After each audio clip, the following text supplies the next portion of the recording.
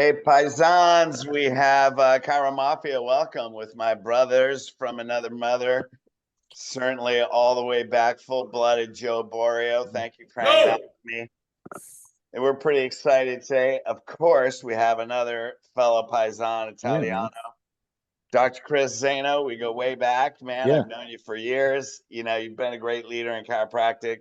Certainly one of the most principled, convicted people, I may say. There's lots of principled people, but when you get conviction, that's like a whole nother. There's people that understand the principle, and then those that are freaking convicted to it. Absolutely. Between every space, between all the cells, right? So welcome, my friend, Dr. Chris. Great to have you. Guys, it's been a while, huh?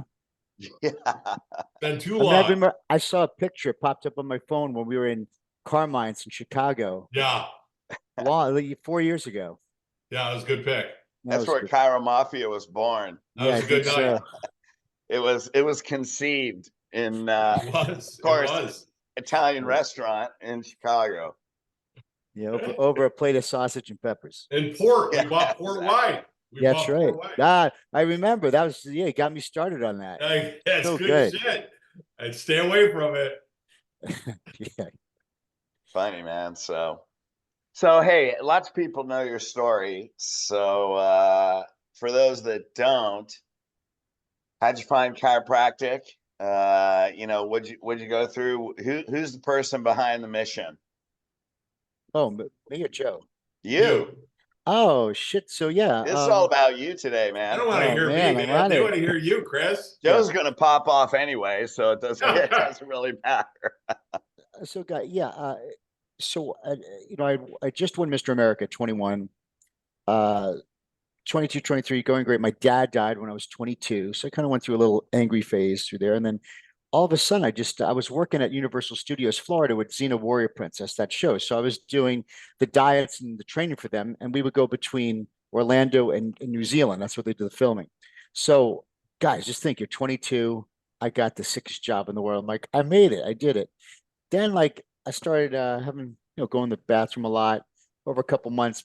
Then I started bleeding, and I just didn't think about it. And then, I go and played Google Doctor, and it was, blood and stool was cancer. My dad had just died of cancer, so much shit. So I just kind of ignored it, and it got worse and worse. And I started like shitting your pants in public. And it got to the point where, I had to do something, and then went to the doctor, and they diagnosed me with the ulcerative colitis. And it was so rough, guys, when someone, and because at the time, an MD was the top, like if we weren't an MD or a lawyer, where were you? So that was like the top of the top. And have someone look at you, say, listen, you have an incurable, terminal, they said this will eventually kill you, autoimmune disease called ulcerative colitis. And they gave me the prednisone, and none of this stuff was working. They were doing like DNA destroyers to shut down like the DNA code so my immune system wouldn't work, and all these organ rejection meds. And I went down to from 230 to about 158 pounds. And then they said, listen, you have ulcerative colitis. Now it's turning into Crohn's, because now it's going into the upper intestine. And that was it. They said, we're going to take out your colon, and you have a colostomy bag for the rest of your life, and like $6 grand worth of drugs. And that's, it's funny, like what they say, you accept. You're like, okay. And the cool thing about our moms is that they're prayer warriors, right? Yeah. So my mom sends out a prayer email, says, listen, you'll pray for my son. And this is the importance, like you said, of conviction. And everybody watching this, why you always have to come in the office conviction, because you never know, like we just say, you never know, when you say something, how it will affect. So she sends out this email, and my anatomy teacher from my 10th grade of high school, Dr. Ferraccio, another paisan, of course. Nice. He's out next week. He's on the call next week. Yeah. So he goes, listen, I just think this guy didn't have, we've all gotten prayer emails before, It's like, listen, when Chris is in town, like, I want to see him. And so, I came to visit my mom, because I wanted to see her before I had to do the surgery. And it was storming, guys. It was fucking pouring. Guy comes out. Because because I'm thinking, like, would I have done this? This is always in my head. Would I have done the same? Comes out, hey, listen, man, you got to see my chiro. He's a corrective chiro. It'll change your life. And I'm like, in my head, I'm like, I'm not into witchcraft. Like, how's this going to help a digestive disease? How's this this muscle modality? Because, guys, here's the thing. What was my first impression of Chiro. When I played baseball or football, the Chiro would tape my ankle. He would do some PNF stretches. He never told me the principle. He'd do some stretches. Like that's all I knew what Chiro was. So I thought he was like a PT. Never told me anything. So of course, when someone says Chiro, I'm thinking this, how's this going to help a digest? It didn't make any sense. So then, God rest his soul, I went to see Dr. Roger Romano, another Paisan. I think there's a theme going here. Yeah, there is. And Roger was 100% sold out on the principle in such a simplistic way. No big terms, no big nothing. Like he said it in such a way, almost like a Reggie Go, like you couldn't, it was irrefutable. Right. Like you couldn't call bullshit on anything. He took pictures of my spine, big subluxation in the lower spine, atlas, almost flat. And so let me ask you a question. Yeah. So, and that's the whole thing. That's why we do Chiro Mafia, man. Yeah. If it's not simple, people won't get it. It's like Right. health is energy, man. 3 words. You can even be dyslexic. Energy is health. It's like you can have Asperger's, you can still freaking understand it because it's so easy. Yeah. Right. So what was your impression? What was your when he made it simple? So what did you get from that message? Like I got, I knew that, but see, I had a degree in exercise physiology, yet I never took a class connecting the nervous system to the rest of the organs. I studied nervous system separately, cardiovascular separate. So I studied systems separately, but no one in school ever taught me to bring it all together, right? So I'm sitting there, like, of course, like it was like Dr. Seuss. It's like, yeah, brain controls everything, right? Yeah. So I went there, and when I looked at the X-rays, saw the subluxation lower spine atlas, and then I had. Here's the reason. Here's where conviction comes in. I'm like, listen, okay, I got it. So, when am I going to get better? Like, so when's this going to, when am I going to get better? And this is the cool thing about Raj. Most doctors would like kind of like appease me. He's like, listen, that's not up to me. Because as long as you have this subluxation here, your body's not in the environment to heal. And he points at me. He's like, but when you choose to take care of your health and your problem and remove the interference, then your body will be in the environment to be able to heal itself. He's like, but the day and the hour, he's like, it's not up to me. It's between you, your body, and God. He's like, but I tell you right now, if you don't quit on yourself, you'll get better. Like that's a man and that's a doctor, because most doctors don't say that. They'll try to appease you. Well, studies show. No, like he was like, bro, this is all on you, man. Like there's a problem. This is about your choice, because I wanted to divvy out responsibility. I wanted to be a victim. Chiropractic doesn't make you a victim. Chiropractic makes you the power source. Right. And so he said that. I'm like, dude, like that's right. And like Fred says, my spirit knew the truth, right? My innateness said that's it. Even though it wasn't the answer I wanted, I was like, yeah, this is it. So we canceled the surgery. And I tell people, I wish I could tell you a week later. No. 5 months later, the blood started to stop. 7 months, body was healed of an incurable, terminal, irreversible disease called ulcerative colitis. And so I told a lady today, I was telling her that story, and she's like, she had lower back issues, and she's like, I have digestive stuff too. And I'm like, and I told her that story. I'm like, listen, chiropractic wasn't, I would have been a geologist before a chiropractic. It wasn't even 10,000th on the list. I'm like, right. but I go, but God brought me through that experience. So that's another thing. It was never a disease. It was an experience. I go, if he didn't bring me through that, it wouldn't have turned my life to the most amazing thing ever. So, I see the blessing of it. And that was my story. And I just told that story, guys, for 19 years now. And it's simple. And, if I could do it, they could do it, So it was amazing.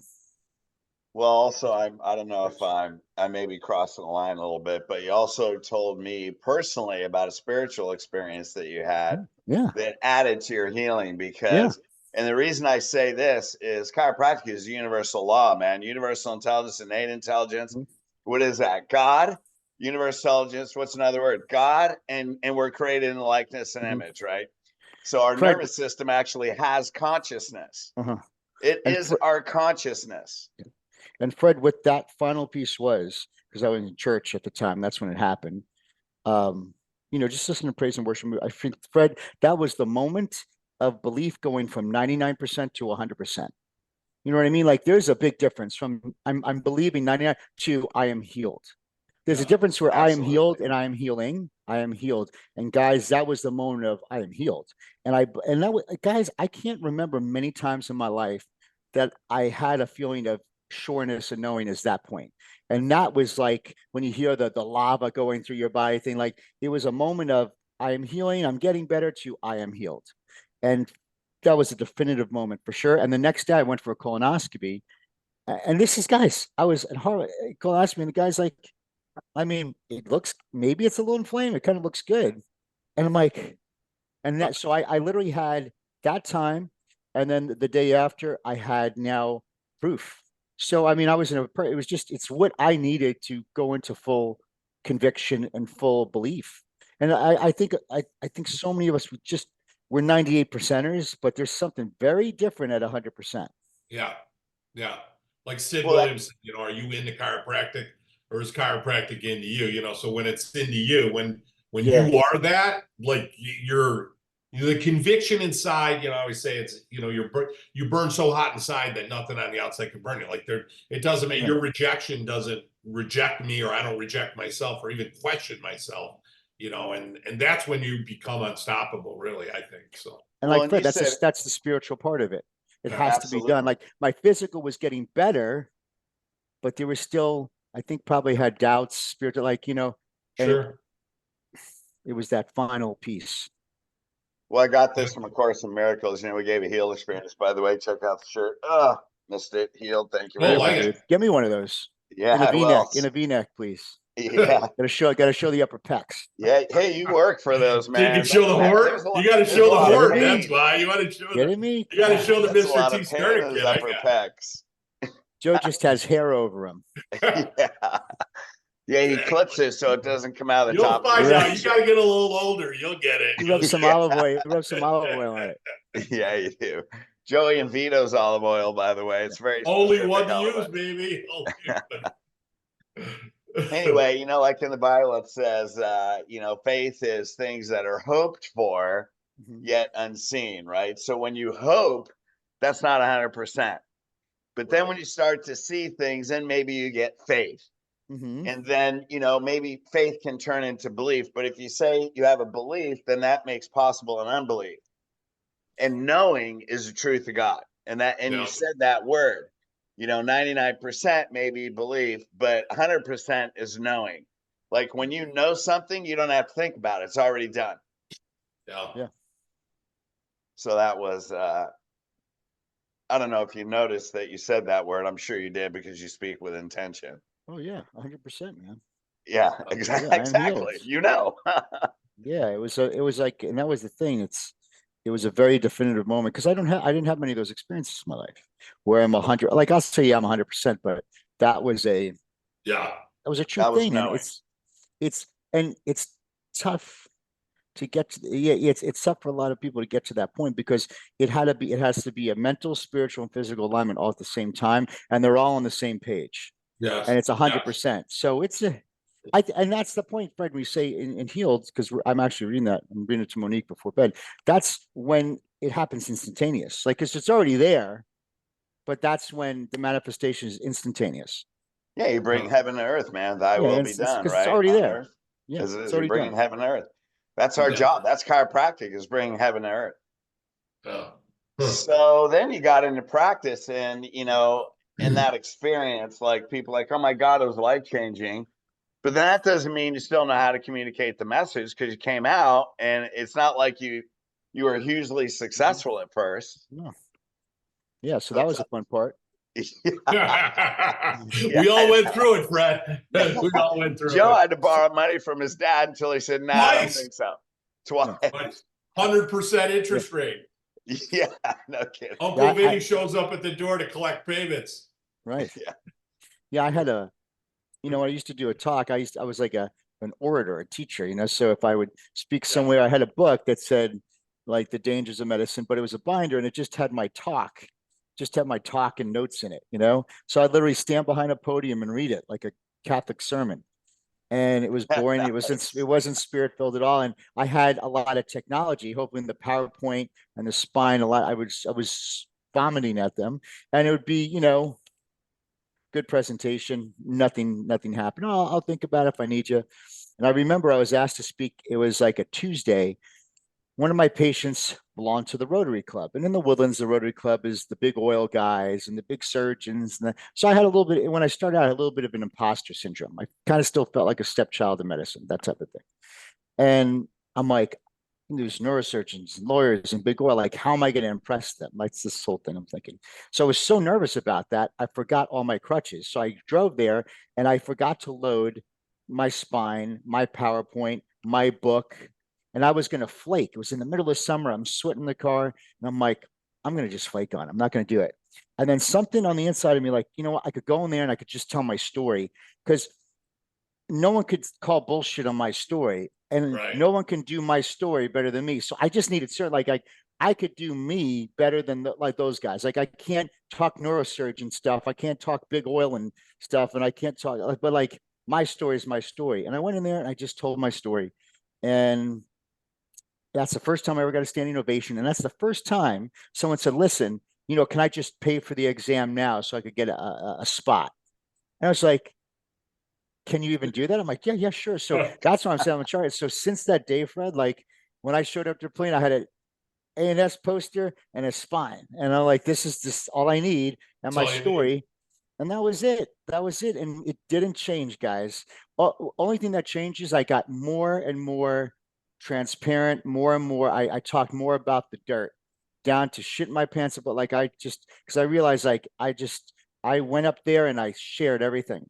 And a cool thing that happened, I think it's for anybody, whether it's car or anything, like when you share an experience you're in, the guy that you went through, and when you share it, it's in the light. It doesn't, you can't be a victim. It doesn't take part of you anymore. So then I saw what I went through as an experience, a beautiful experience versus like this tough time. It wasn't. And I really, so there's a point of healing, Fred, that from me telling my story, there was an other level of healing that happened because I start to see it as one of the luckiest times in my life. You know, like the whole perception of my memory changed because I was actually sharing it and being vulnerable. And in that vulnerability, a whole level of healing I never realized would happen was by me sharing that testimony and sharing that story. So that was another unique thing I wouldn't realize had happened, was seeing it as like, if you gave me a time machine, I wouldn't change a thing. Like, so I'm looking at whatever happened in my life as like the most amazing.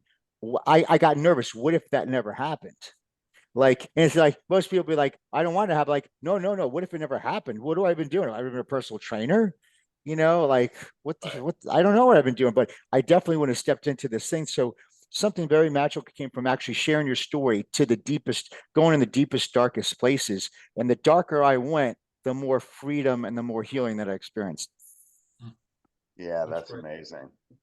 That's why you read, you know, like Steve Jobs, you know, his story, or, you know, any of those guys where that horrific thing happened, but, you know, without that happening, you know, nothing great would have happened. And then they reflect back on it, like Steve Jobs, and said it was the greatest thing that ever happened when he lost Apple. When in the time it was like the worst thing, you know. So, yeah, he said, and his words was, "You could only connect the dots looking backwards." Yeah, exactly. Yeah. Okay. Yeah. Isn't that amazing? Hope is lack of faith. You know, my mother used to say, hope is lack of faith. Like if you're hoping, you lose. Oh, look you at don't mom. Oh yeah. That's why she's a prayer warrior. Mom went to convent. Dad went to CBA, man. Yeah. I'm good. Dude, those little short Italian mothers. My mother's and my grandmother's prayers are the only reason I'm alive today. Right. That's why I'm still walking in this physical plane. Prayers of the grandmother. And they work so well. Like my mom, she used to be like, I pray that God, you know, God keep me here till I see my first grandson. And then she keeps on pushing it off. Like, my second grandson. When my grandson gets married, I'm like, keep pushing. Keep pushing. And now she's like, you know, because Monique are trying. She's like, oh, keep me. She's like, keep me around till I see Chris's new baby. And, you know, so like, I'm like, keep on pushing it forward, Mom. Keep it going. Nice. Your That's mom's funny. an angel. Yeah, I'm only alive because of my mother. The most common words in our house were "Don't hurt him, Joe." Where my mother would be yelling at my father, who was Joe. I don't know what it was, but my father became like an Olympic sprinter when I misbehaved. That son of a bitch could run, man. I'll tell you. I don't know how he did Was it. it don't hurt him or don't kill him, Joe? Which Don't one? hurt Was it him. don't Don't hurt him or hurt him, don't kill Joe. him? Probably a little bit of both. Probably a little bit, just a little bit. Awesome. So Chris, then, you said you got into practice, then what? You said you had that moment, you gave that lecture, you know, obviously the more transparent, and then what? Talk to me a little bit about yeah. So then, practice. Or... you know, you look back. So there was a moment I went to a concert here in the Woodlands, and it was like they have like this really big tent. There was like 10,000 people, and I was sitting there, and you see everybody having fun and holding each other, and then you had that like this moment. It's like I call it was like a cosmic alarm clock, and I went off, and I looked there, going, I think I'm the only one in this stadium of 10,000 people that knows what health is, that knows the chiropractic principle. I'm sure of it. And I go, all these people here, they're having fun, but they have no idea what health is. And I'm the only one. So I felt very convicted. And I actually started like getting really emotional. And that's when I decided it's like I started doing dinners. And this was actually 2008 when I had this little moment where it's like it was almost like I had like this call of responsibility, you know, and then we started doing dinners. And I guess because I didn't watch TV, because I was very protective of my mind, what I saw, what I heard, and who I know with. So I canceled TV. I didn't have any social media because I didn't want anything. Just so I guess there was a recession in 2008 or something. Didn't even know about it. I remember I was at church. It was talking about it. I got up and walked out. And they're like, "What are you doing?" I'm like, I don't live in this." So I was very that, and that when we started doing dinners and we grew, I was at probably 600 a week, and we grew 2,200 visits in 19 months. Wow. It's pretty crazy. Holy shit. Yeah. In a 1,200 square foot office. I didn't even know how it's possible. Looking back, it's like, looking back now, I'm like, how there was a level, I think there was a level of being naive that was served me very well because I just didn't know you couldn't. Yes. I was putting up curtains, Joe, to block off the rooms. I'm like, well, we'll put view boxes on the wall and like put curtains because I didn't have anywhere to stick people. So it's like, oh, we'll just do like I didn't have anybody telling me you couldn't. And there was something so valuable about that. And sometimes guys being in the practice for so long and hearing and coaching other chiros, shit creeps into me. And I'm like, wow, the older me would have never known that was not possible. Right. So, right. Like the younger me rather. So I don't know if that was a blessing. Maybe that was like God protecting me and, you know, keeping me, or like, I didn't know I couldn't. And, you know, we got the cops called on us because the parking lot was overcrowded, and, you know, I had interventions with the tenants. And then we got this really cool office across the street, and that's when things started really cranking. Yeah. That's awesome. Yeah, it is amazing. Bill Bain, I don't know if you read Bill Bain or know about Bill Bain's story, but yeah, him and his brother and his sister, and then they ran into that same problem. They were at a building and it was creating traffic problems and such. So the town actually helped them buy a building that was under like tax lien and said, look, take this building because you're causing so many problems in the town. It was crazy. They saw 10,000 people a week. I know, man. Oh my God. Yeah. Just certainty, and didn't, you know, tell them they couldn't, you know, like there's that. Ernie Landy, if you guys remember Ernie. Absolutely. Yeah. And so Ernie was telling me, he was up at my house. He came to my office and he was telling me when he was out of school, he was just graduating school, and the Bain brothers called him and said, hey, do you want to, Reggie said, you gotta go check him out. So he walks in, he doesn't have his degree or anything. He says, hey, you know how to take x-rays? He started banging out x-rays, and they would go do a lecture. And Chris, you probably know this, but they would go do a lecture, and then they would put everybody on a bus, and then the buses would bring them to the office, and then they get an x-ray, just AP open mouth, you're right or left, listed, you come out with a card, you'd lay on the table. This way or this way. And you'd go, baby. What did they do? How great is that? What movie? They did that one, exactly. Or they just did Exactly. It was just, it's simple, man. And I bet there's a whole lot of I bet there's a whole lot of diseases that healed. Right. Yeah. Absolutely. I mean, in the end, you know, I always say, right, there's no health in crooked. There's no health in crooked. Crooked sick, more crooked's more sick. I mean, it doesn't have to be more complicated than that. Hey, you're crooked. Are you healthy or sick? I'm sick. All right. So what's our job? Get you straighter. And then what's my job after that? Keep you straighter. Like, you know, it doesn't have to get much more than that, because the average person is not laying in bed going, how does my brain talk to my body, and, you know, energy and life and vital force? You know, we think like that, and that creates a certain passion, mission, purpose, right? But they're not thinking that way. So you got to explain it simple so they can digest it, get it, activate it. So Awesome. Shit, you know, it's like we all just to try not to all talk at once, which we usually do because we're all I've been Italians very on good. Chiro I thought Mafia. I was really good today, Fred. Yeah, no, dude, you've restrained yourself. Well, this I'm is like when we eat trying. dinner. I'm trying. It's like eating dinner. This is how we talk. Yeah, Exactly. exactly. We're I'm just like, chewing. "Man, I'm not mad." I gotta tell my girlfriend, I'm not mad. Yeah. This isn't me yelling. I'm not yelling. No. I'm like, I wonder if he feels good today. Joe's kind of quiet today. Oh, I'm good. I Yeah, wanted it's all Chris good. is a little softer on how he talks, so I just wanted to make sure I pull it back here a little. Oh, yeah, give me 10 more years when I'm more. Yeah.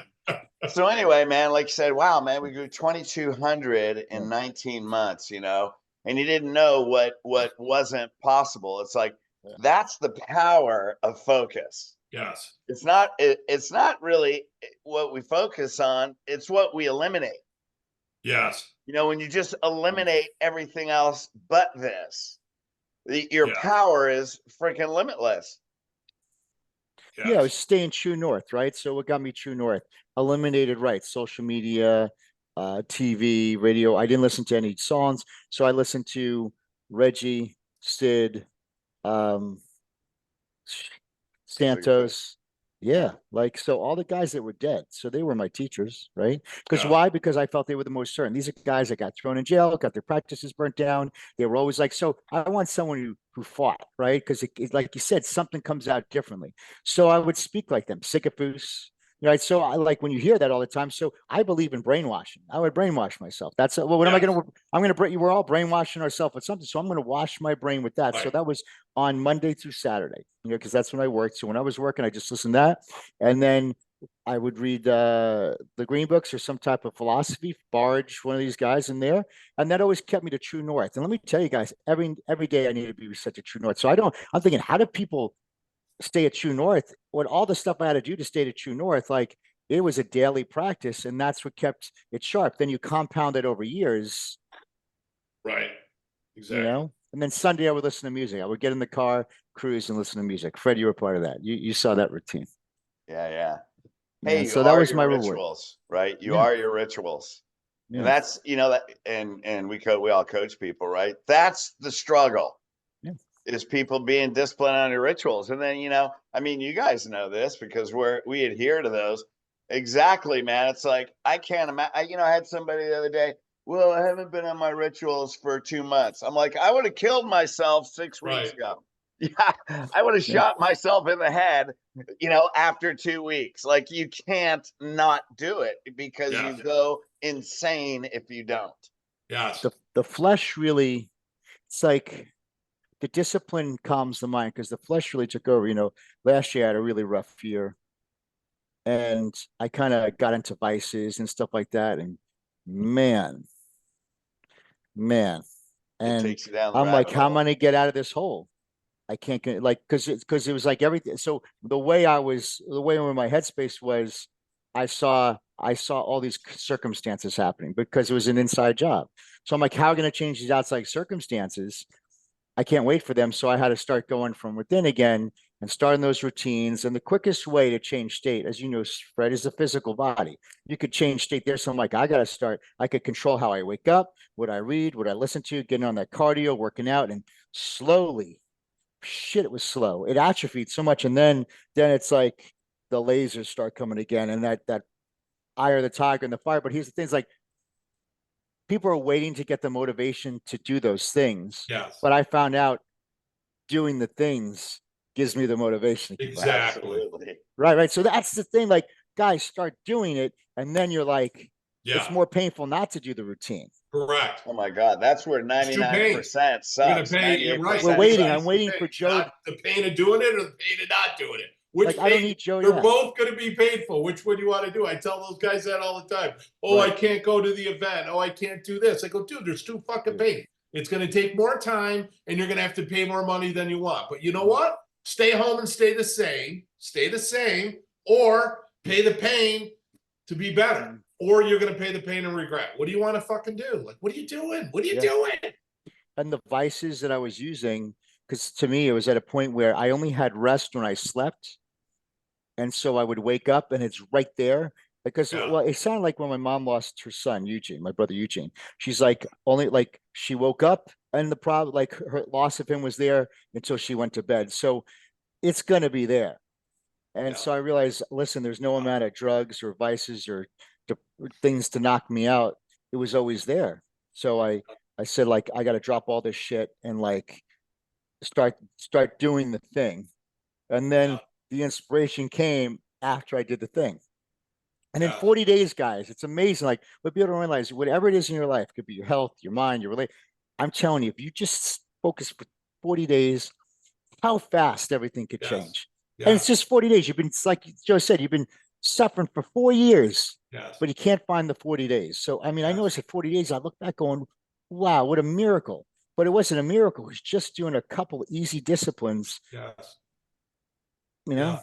The miracle's there. The power's there. Yeah. The energy's always there. It's just plugging into it. You know, once you live in alignment with it, it's always been there. You know, I love that poem. You guys are probably familiar with it, but Footprints in the Sand.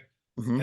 And the man, you know, he walks along the beach and he passes and he reflects on God and he says, you know, that's when I walked with you. And he says, but during my toughest times, why was there only one set of footprints? And God says, that's when I carried you, my son, you know, and that's the reality. Like we think I'm of that strength, and I know we all are. You know, we're strong, we're entrepreneurs, we're freedom, we're, you know, our ego, you know, we're strong men, and so I'm always like, God, you know, man, come on, you know. And then when things get good, I'm kind of like, hey, I got it, thanks, I'm good, I got it from here, you know. When in reality, it's like your real power comes in when inviting him in when things are great, you know. That's and what you brings look at 40 days, right? I think Jesus was in the desert 40 days, fasted. Moses was in the desert for 40 years till he finally, you know, staring at the fire on the top of the mountain. 40 years, and then he finally decides to pursue his calling. John Randolph Price, I go through this book. It's called The Abundance Book. It's got these spiritual affirmations, and then you have to journal. It's a 40-day plan.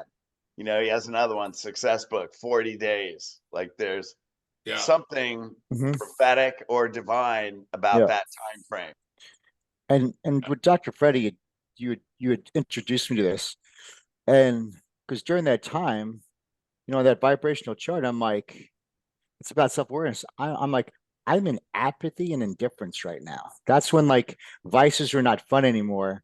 They were like what I sought for pleasure was causing more pain, and I realized like there's nothing below apathy or indifference because it's just death. So I knew that, like Fred said, anger was at least better than apathy. So it's like Rocky. I'm fucking disgusted. And then it just, you know, then I get to courage. Then I get to hope. And then like it started going. So I was like, you know, I have to be self-aware. Like I'm not, I'm calling it like I'm apathy and indifferent right now. And it doesn't get lower, Chris. So what are you going to do? And then I get pissed. And so sometimes we don't want to stay in anger, but like at least anger was some sort of power. That can be your way out, right? The Yeah, first step of the way and out. then the guilt and shame, Fred. Lots of guilt and shame, and then it was forgiving me, and that's because I couldn't give I think, and I realized like all the shit that happened. I was like, wow, I'm so. I mean, they're gone. No, like no, I have no problem. So then I realized the thing will hold me. I had so much grief, guilt, and shame for choices and I made. So I was like, wow, I am harvesting the most amount of bitterness and resentment towards me, not other people. And that was the toughest thing to get over, guys. Yeah. That was the toughest thing.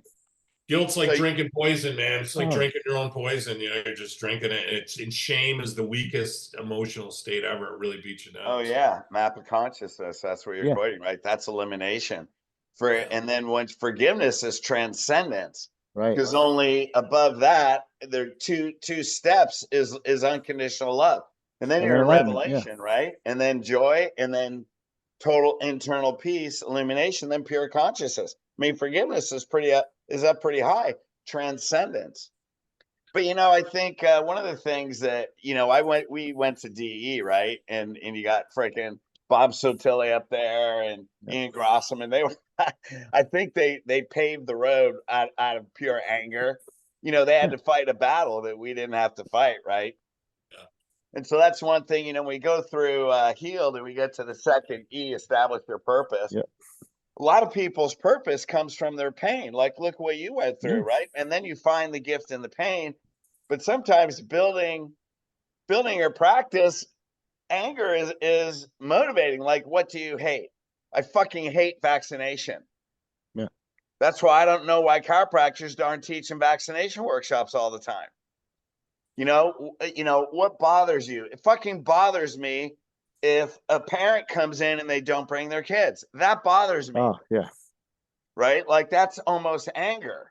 Until you're willing to say whatever it takes to bring their kids in. Well, I don't want to say that. No, you think you're in the customer service business, man. Right. You're not not in the customer service business. You're in the Exactly. empowerment business. You're in the live your life on God's level business. You're a leader. You're leading them. And if you know have what I to noticed? if you got to use anger to give a vaccination workshop or confront those parents that aren't bringing their kids, then freaking get angry about it if you have to.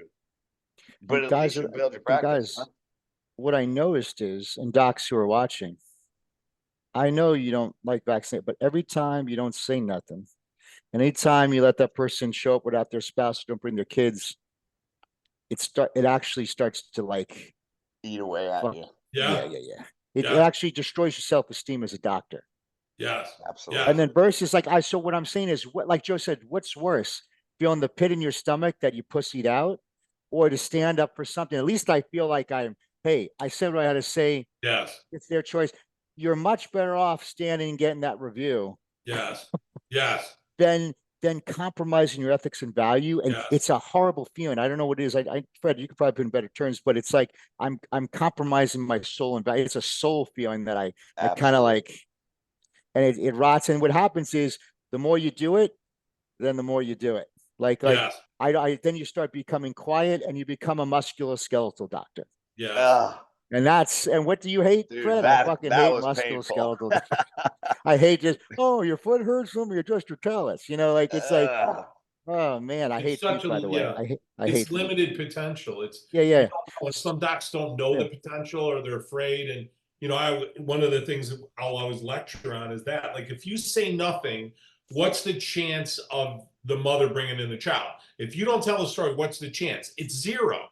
If you say something, even if you suck at it, even if your voice quivers, even if you're nervous, even if you're afraid of rejection, the chances of them bringing them in is better than zero. So you're better off saying something, even if you're scared and sucking at it, than you are nothing, because nothing's going to bring you nothing.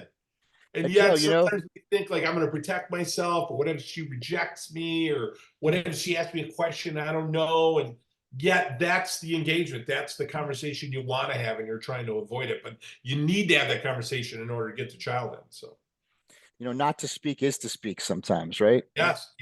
Absolutely. Exactly. And I always say your title gets in your way because being doctor makes you think you're in customer service.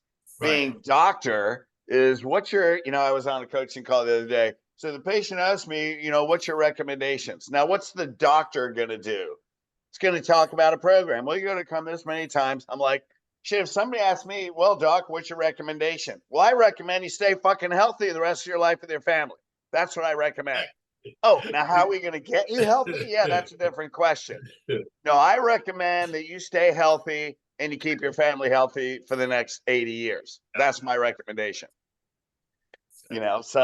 So it's like, I remember when I remember the day when I said, I'm putting Dr. Fred in the closet and I'm going to be Fred. And then what do? You just talk to him like a person. Yeah. And that's what you do, Joe. So when people would say, well, D Domenico, there's a lot of syllables. I can't say Dr. D Domenico. That's way too long. So what do I call you? I'm like, I don't care. Call me Fred. Just make your appointments and bring your kids. You do that, call me whatever you want. Just make your appointments, bring your family. Exactly. We'll call you Dr. Fred. Yeah, whatever. I'll see you and your family on Wednesday. Yeah. Exactly. Yeah, you got to throw the title out, man. You know, be who God made you to be, not who you think you should be. Yeah.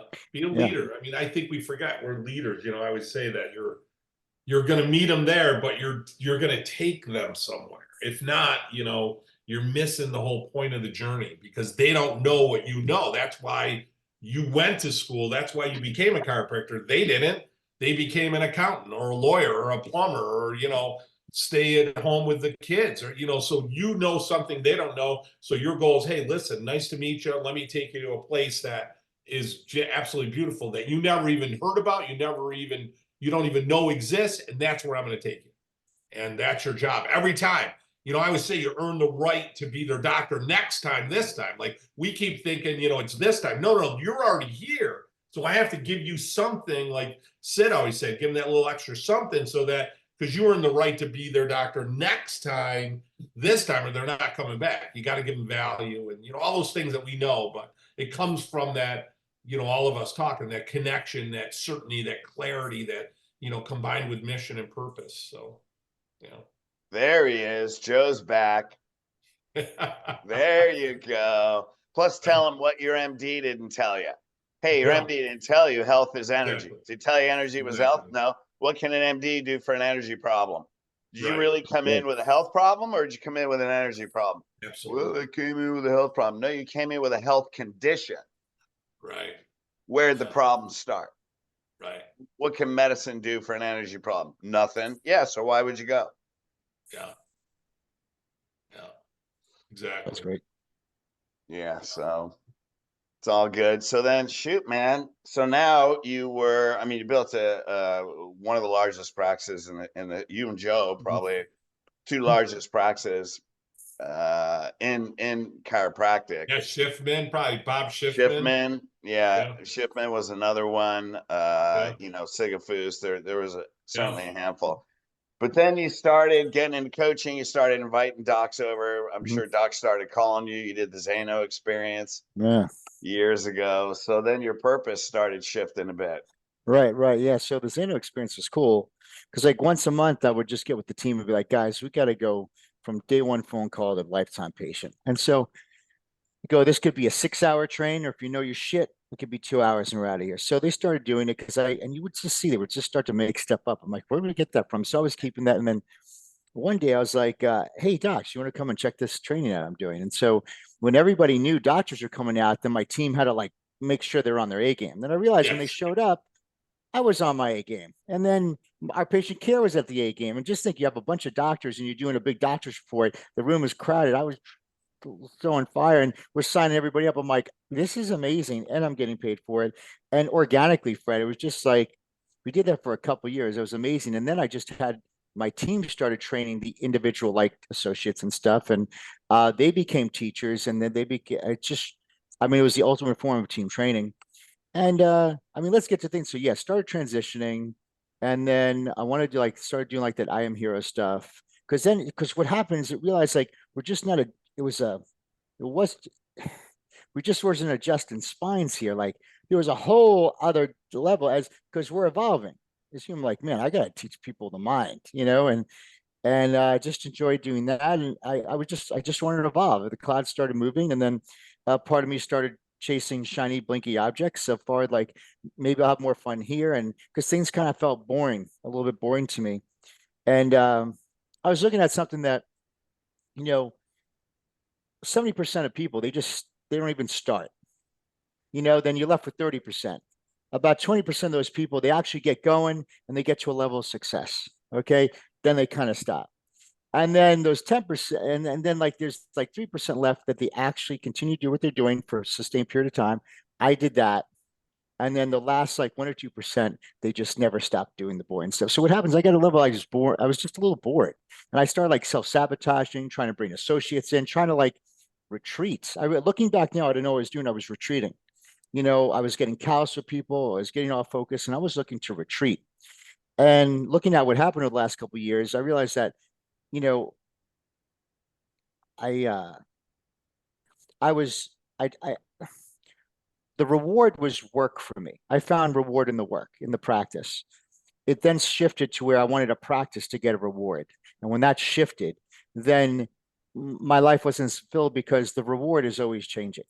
Once I get this, or once I buy this, or once I do this. So versus when I woke up and my reward is the fact that I could just go to work and teach that principle, it was 100% fulfillment because the reward was the work. And that shifted.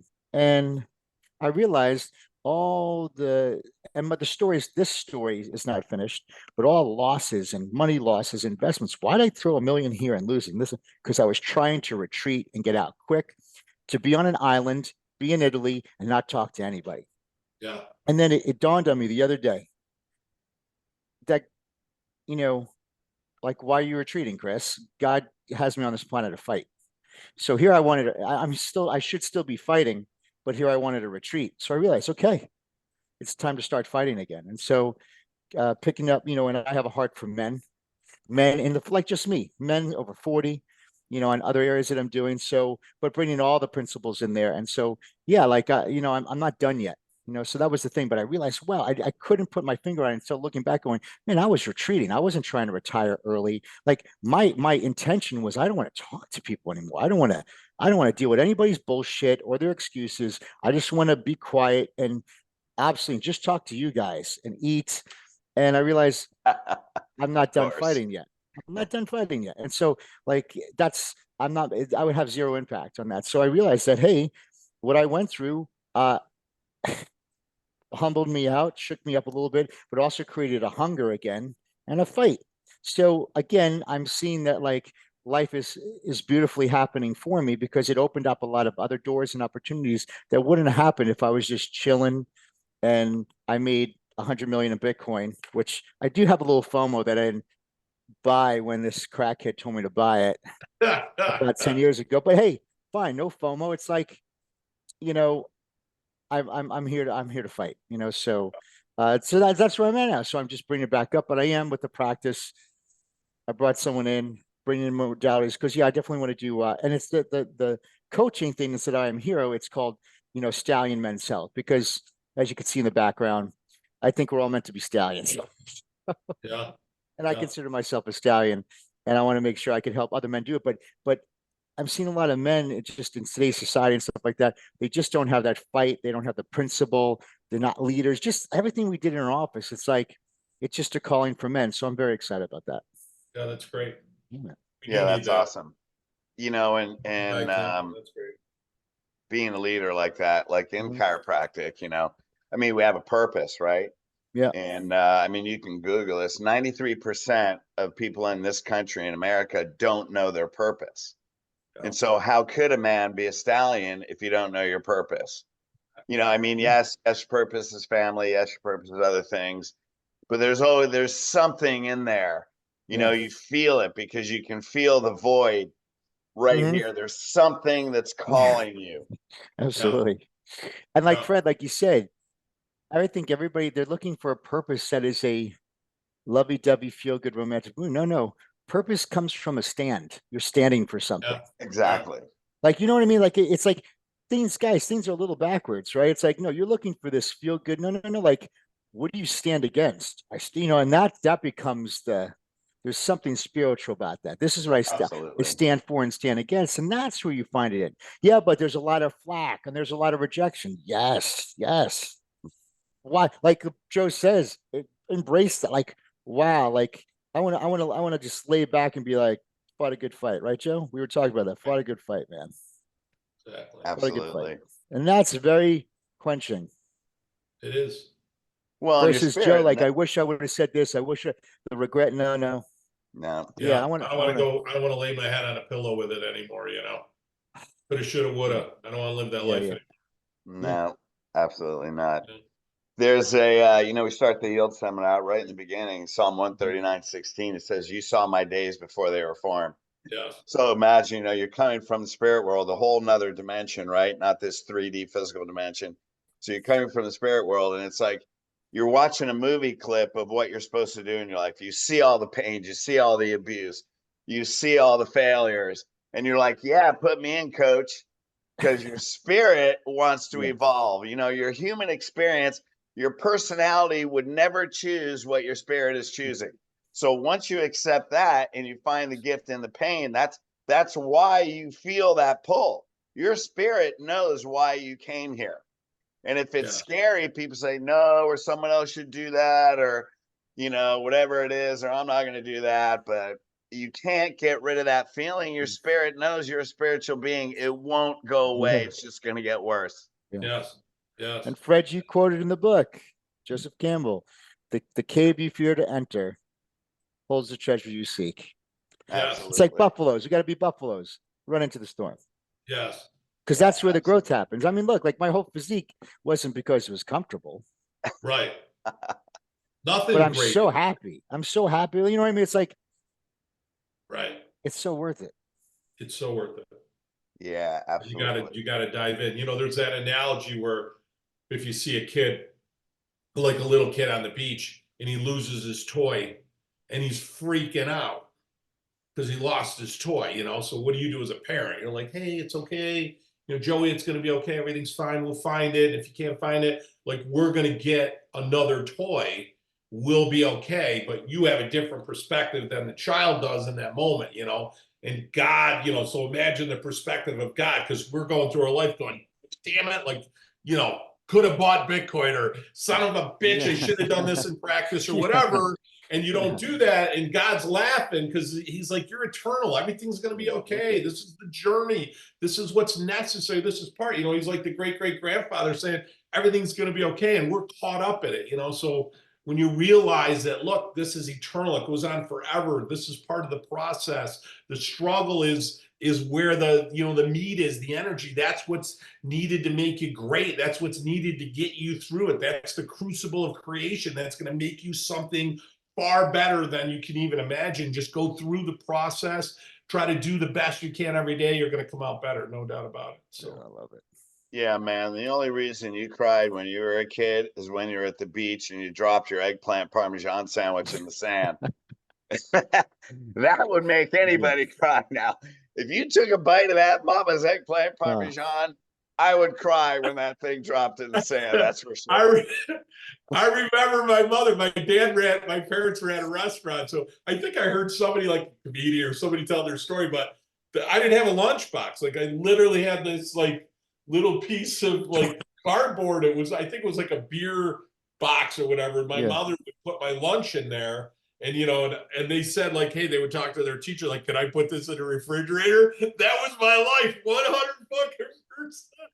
Dude, I remember going to the beach with my family, you know, and we had to drive like 45 minutes, and we had the coolers in the back of the wood panel station wagon, you know, with the eggplant Parmesan sandwiches back there. And we got on the road, and all of a sudden everybody started looking at each other. Next thing you know, I'm climbing over the back, and we're eating the eggplant on the drive to the beach. Yeah. It's like, we can't wait to the beach, man. Hey, get those sandwiches out of the back. You know why I never had digestive issues, Chris? Unlike you, because my father, he ran this restaurant, and they would have meat, like the steak, and it would get old. And if you ever see like a New York strip, it gets kind of a little slimy, and it starts to turn gray. It's not red. And I can remember him bringing home a steak to my mother, going, "Hey, Judy, make sure you wash that and cook it really good, because it was starting to turn." Yeah. So we were eating that stuff, you know, so we can eat anything at this point. Yeah, absolutely. How do you raise a family of 6? Dad would take the old food that he couldn't sell. He'd bring it home and cook it well. Oh man. I know people are like, how come you don't have gluten allergies? Pass the bread. It's a friggin' Italian, man. You know, it's like, we don't have allergies to food. Well, I don't even understand what you're talking about. I don't understand. Your grandmother would go, gluten allergy, here, have some bread, make yourself feel better. Yeah, I know. Exactly. She wouldn't be able to figure that out. Dude, especially when you're mopping it up in whatever sauce, you know, in the veal sauce or the marinara or the meat sauce. Yeah. My grandmother, I think I told you this on one of our calls, Fred, but perfect, you know, she's off the boat. She lives right behind us. We all had gardens in our backyard. And there was some, I think it was like bugs or beetles or something was eating the garden. And she was complaining. My neighbor Gary comes over with some spray, like a toxin, you know, to spray on the plants. And he says, hey, Caroline, spray this. And, you know, and they won't eat the plants. And she says, Gary, if you spray it on the plants and it kills the bugs and you eat it, it kills you too. Like, it was just like, Real simple. organic. Like, there's some logic that left with Yeah. pesticides and herbicides. Like, okay, now I can eat it after nothing else eats it. It's just, we've lost that. We've lost that in Simplicity. our healthcare. We've lost that mindset, that simplicity. Crazy. Exactly. Hey, well, we got to wrap this up. So, Awesome. Okay. Man. So good. how do people, always, man, I was looking forward to this. How do people get a hold of you? Let them know about your stallion men's coaching. If they want to be involved in that, how do they get a hold of you? And then Just some go to, last thoughts. just Instagram at Dr. Zaino, Drzaino. Just at that, I answer all the messages. It's always me. And just Cool. hang on and let's go for the ride. Yeah, sounds good. Absolutely. Well, what do you want to leave them with, man? I mean, you said so much. Final thoughts Yeah. are like you said so many powerful things, but maybe No, last. we'll circle to the conviction part of it. And I'll always say this. I've never felt more fulfilled than waking up every morning, trying and attempting and really believing I could be the best in the world at something. And for me, that was chiropractic. I woke every morning going, not to be better than a Joe, but like, God, I'm going to be the best chiropractor that you created me. Like, there's something magical about I'm waking up, the reward is in the work, and I'm going to do the best in the world. I've been searching for that. What's the thing I could wake up and say, I want to, and I did it with body, I did it with piano, but there was something magical about just talk about it. But you woke up with the purpose that, I'm destined to be great in something and I'm going to go for it. Whether I hit it or not, that doesn't mean anything, but I'm sure as hell going to go for it.